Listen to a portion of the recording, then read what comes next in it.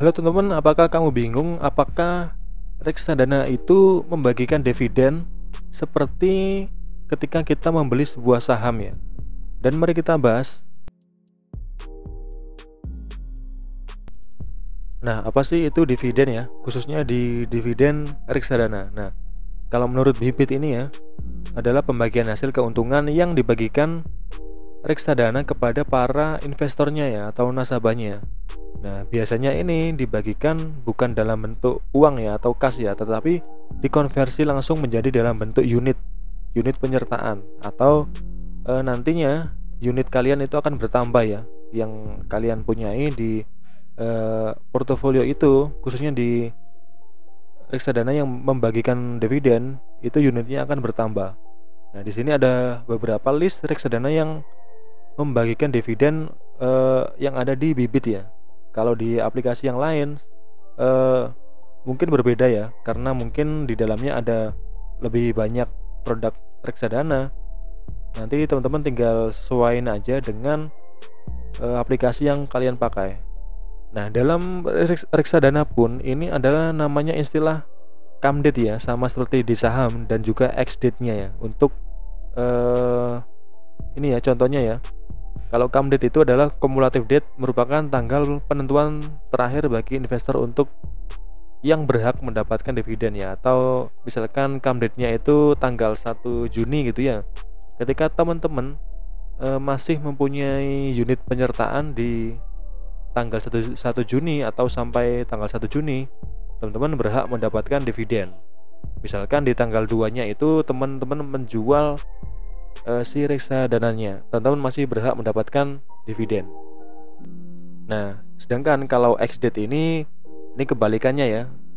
Tanggal terakhir membeli si reksadana. Misalkan teman-teman membelinya reksadana itu di tanggal 20 ya, dan ex date-nya itu di tanggal 19, itu teman-teman udah nggak berhak atau nggak akan mendapatkan dividen dari reksadana. Nah, dividen ini pastinya akan mempengaruhi NAV-nya ya, karena pastinya NAV-nya itu akan turun jika si unit ini teman-teman lakukan penjualan. Pastinya investasi teman-teman itu akan berkurang ya, dan karena asetnya berkurang, dia akan mengalami penurunan. Dan sebenarnya jika teman-teman tidak menjual si aset ini atau hasil dari dividennya, itu akan sama aja ya, dia akan naik ya. Karena lebih bagus teman-teman tetap pertahanin si asetnya dan nggak jual satu unit pun, agar lebih terus berkembang atau kita compounding secara terus-menerus ya. Nah, di sini di aplikasi Bibit itu ada namanya adjusted ya, yang di perbandingan antara ketika si reksadana ini membagikan dividen dan tidak membagikan dividen. Kalau diperhitungkan itu performanya kira-kira hampir sama, cuman grafiknya ada gap di sini ya, karena ada pencairan ya, atau dana yang keluar dari portofolio. Tapi jika teman-teman nggak ngejual asetnya, itu akan sama, tetap naik ya, naik terus ya. Nah, di sini saya pun pernah mendapatkan dividen ya, beberapa tahun terakhir mendapatkan dividen dari salah satu produk investasi, khususnya ini ya, dari BNI AM Index IDX30. Di tahun 21 ini saya mendapatkan dividen cukup kecil ya, karena nilai investasi saya ya terbilang masih kecil ya.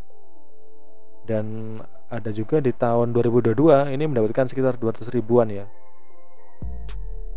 Nah, kita tunggu di tahun 2023 apakah menghasilkan dividen, karena ini perkiraannya di bulan Agustus ya, dan Septemberan.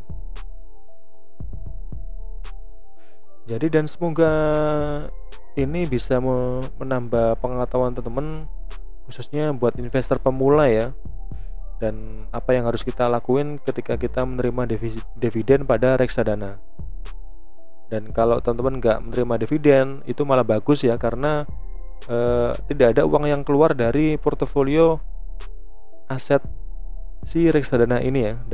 Jadi uangnya akan terus digulung terus ya, atau di compound secara terus-menerus. Dan semoga video ini bermanfaat dan terima kasih.